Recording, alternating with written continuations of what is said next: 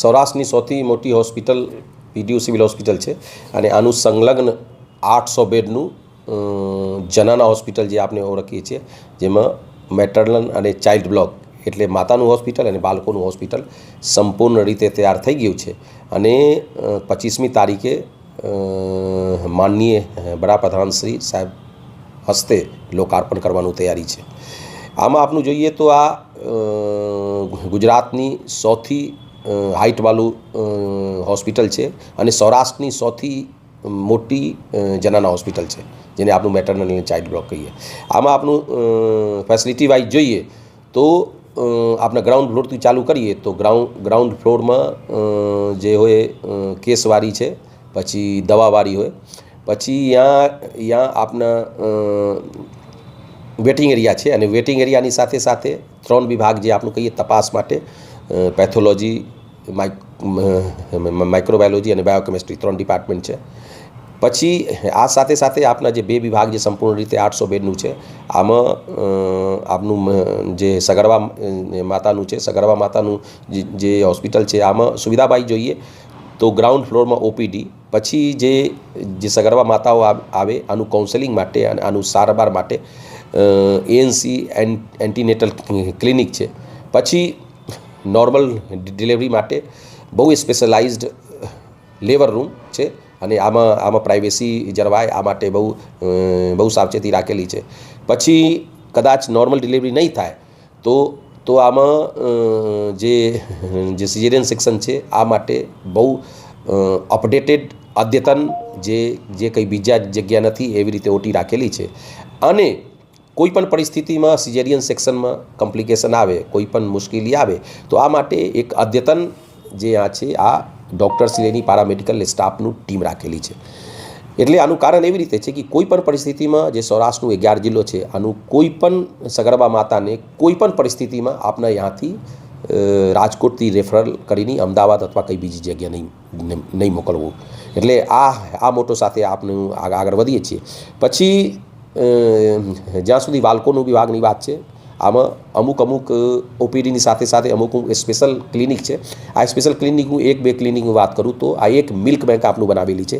જે milk bank ગુજરાતમાં એક પણ કોઈ સિવિલ હોસ્પિટલમાં નથી.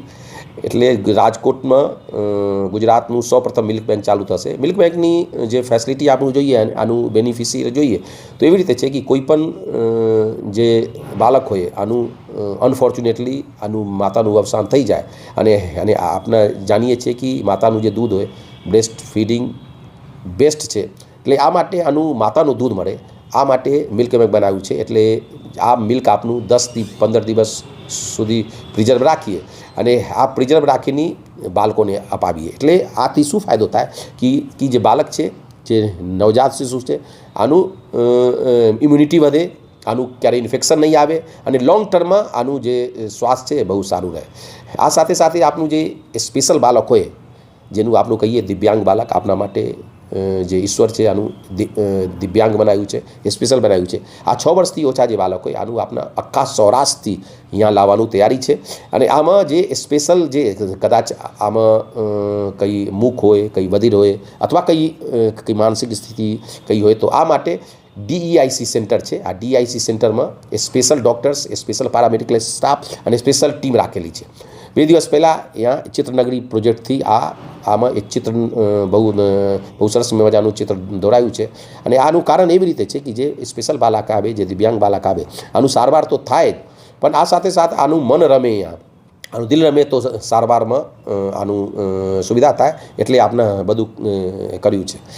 આ સાથે સાથે અહીંયા જે છે સ્પેશિયલ નવજાત બાળકો માટે અને જે થોડું મોટું થઈ જાય બાળક આ માટે પણ આઈસીયુની વ્યવસ્થા છે, જેને કહીએ SNCU અને PICU છે. આ બહુ અપડેટેડ અને વેન્ટિલેટર સાથે બહુ અદ્યતન છે, જે એક પણ હોસ્પિટલમાં સુવિધા નથી. એટલે ટૂંકમાં આપણું કહી શકીએ કે આ જે 800 બેડનું જે હોસ્પિટલ છે આ સિવિલ હોસ્પિટલ છે, પણ આમાં કોર્પોરેટ હોસ્પિટલ જેવી સુવિધા મળશે અને કોઈ પણ પરિસ્થિતિમાં આપના કોઈ પણ માતા અને કોઈ પણ બાળકને ત્યાંથી સૌરાષ્ટ્રથી અને રાજકોટથી બીજી જગ્યાએ કંઈ રેફર કરવા નહીં પડે. ડૉક્ટરો કેવા અનુભવ હશે? એટલે જે અત્યારે આપણા 2 ડિપાર્ટમેન્ટ તો ચાલુ જ છે, જે પેડિયાટ્રિક્સ ડિપાર્ટમેન્ટ એટલે બાળકોનું વિભાગ અને માતાઓનું વિભાગ ચાલુ છે. પણ આ સિવાય હું સરકારશ્રીને બહુ ધન્યવાદ આપું છું, બહુ શુક્રિયા અદા કરું છું કે 1200 મહેકમ એટલે વર્ગ 1 થી વર્ગ 4 1200 મહેકમ અલગથી यहाँ મંજૂર થયું છે. અને આ જે પહેલાંથી ડિપાર્ટમેન્ટ તો ચાલુ છે, પણ આ સાથે સાથે એટલા મેન પાવર यहाँ કાર્ય કરશે. એટલે આનું એવી રીતે થશે કે કોઈ પણ પરિસ્થિતિમાં વર્ગ 1ની વર્ગ 4 यहाँ ક્યારે અછત થાય નહીં. આપણે 2 દિવસ પહેલાં જે સિનિયર રેસિડેન્ટ છે આનું પણ એપોઇન્ટમેન્ટ આપ્યું છે. એટલે એક ટૂંકમાં આપણું કહી શકીએ કે જેવી રીતે કોર્પોરેટ હોસ્પિટલ ચાલે છે, એવી રીતે પ્રાઇવેટ હોસ્પિટલ ચાલે છે, એવી રીતે આ સિવિલ હોસ્પિટલ જનાના હોસ્પિટલની અંતર્ગત કામ કરશે.